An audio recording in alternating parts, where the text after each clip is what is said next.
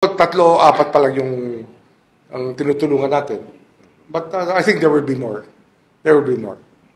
Enzo Recto, kalaban ang katiwalian at kasinungalingan, kakampi sa katotohanan at kabutihan.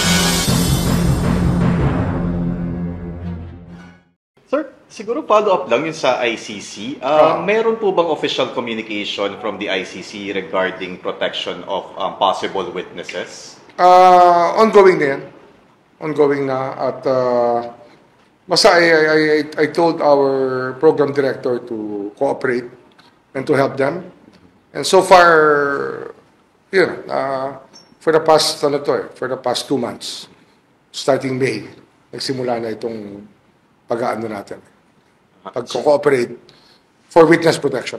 So far, sir, anong mga cooperation yung i-commit or i-commit? Basta we will protect the witnesses. Whatever it takes to protect the witnesses, we will do. Because the prosecution will rely on these witnesses to prove their case. Up to hanggang sa The Hague po?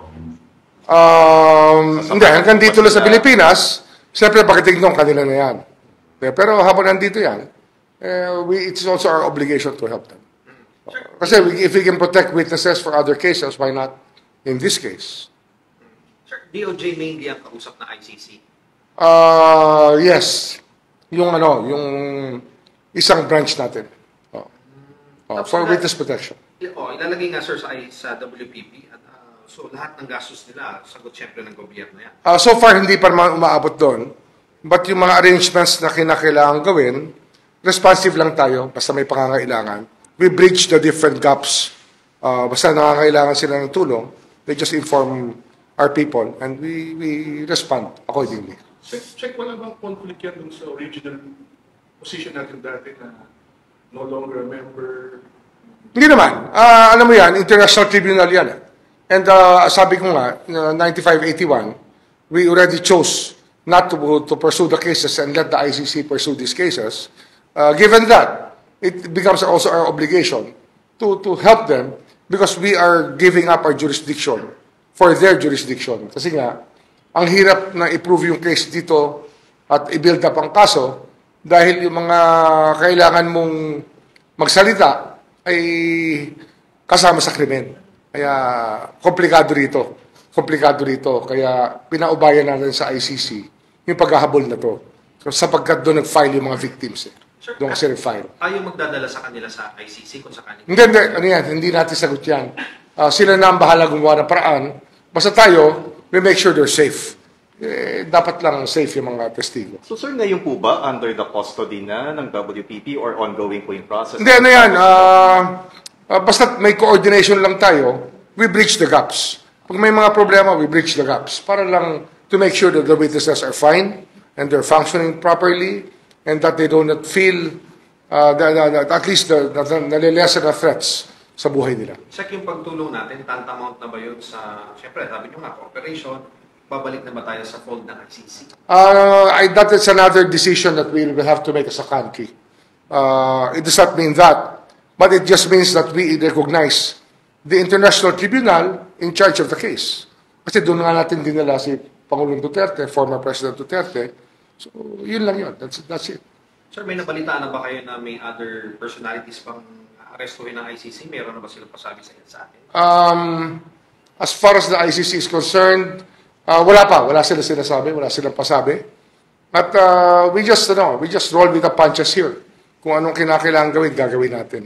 Sir, but do you think kailangan na natin bumalik sa ICC para sa inyo? I have no personal opinion on that. It really will depend on the decision of the cabinet cluster in charge of this matter. Security cluster. Sorry, yung parents ni Diego Lofem, yung Spaniard na napatay sa Siargao during the war on drugs. Yung family niya, the parents are calling for assistance from the government or ano. Tinulungan na natin yan eh. In fact, bago tayo dumating dito, yung kay Diego, yung kasong yan, they could not even get the people to surrender. Ngayon, in custody na yung yung criminals. Pero siguro, as a matter of of courtesy rin, papaaral natin sa Prosecutor General yung kaso ni Diego para matingnan kung anong kailangan gawin ng prosecution para manalo sa kaso nito. Kasama ba yun sa ICC, boss? Yung kaso niya? Hindi kasama yan. But it's a European concern that has been told to our country in many ways by the Spanish government. Marami na yan pakiusap na mga pasaring, pakiusap. Lahat ng uri ng pressure umabot na sa atin dyan. Tungkol sa, ano yun? Diego... Laufem, but there's another name that we call him. Sir, sorry, balik lang. How many witnesses are we talking about doon po sa ICC case? Ang pagkakaalam ko, 3 o 4 pa lang yung ang tinutulungan natin. But I think there will be more. There will be more. Sir, para lang sure, how do we qualify this cooperation? We are fulfilling an obligation? Paano po ang Hindi, we're working as government, protecting people. Diba? The government has to protect people. Whether they're witnesses for the ICC or the general populace, we try to protect the people. So, wala na ba po any document or any paper? Wala kaming written papers dito. Wala kaming in writing. So, no official communication from ICC? Walang official communication. Basta ito, dumating, we chanced upon this na lang, nung nakiusap, sabi ko, sige, pagbigyan. Alam ka naman tayo pa humarang. Andyan na tayo.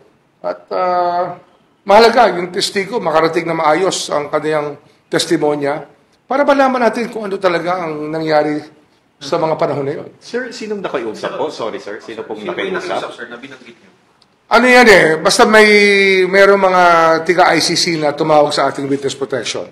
Doon nagsimula yan. Hindi ako ang kausap nila. In fact, I don't even know them. But I just let our witness protection people handle it. Kasi nga, confined yan sa trabaho yan. Sec, yung other families ng mga drug war victims, may tulong bang bibigyan ni OJ? Well, tingnan natin. Siyempre, we want to help everybody. Yung problema nga talaga dito, yung how to prove the cases. Kasi nga, police report pa lang, wala na. Wala kang scene of the crime. Wala kang ballistics. Wala kang DNA. And we have to recreate and try to do a case build-up again. It's not very easy. Kaya nga umabot sa ICC ito Kasi dito, binura na lahat ng pwedeng burahin para hindi matuloy yung mga kaso. Kaya nga mabuti kayong ICC, nakakuha pa sila ng mga testigo na magpapatunay sa kaso na final nila. Bunyog, halikan na kasama ka. Bunyog, kapag buklod ay may pag-asa. Luzon, Visayas, Mindanao, isa ang pananaw. Sa bagong Pilipinas ang bunyog isisigaw. Bunyog, bunyog, bunyog.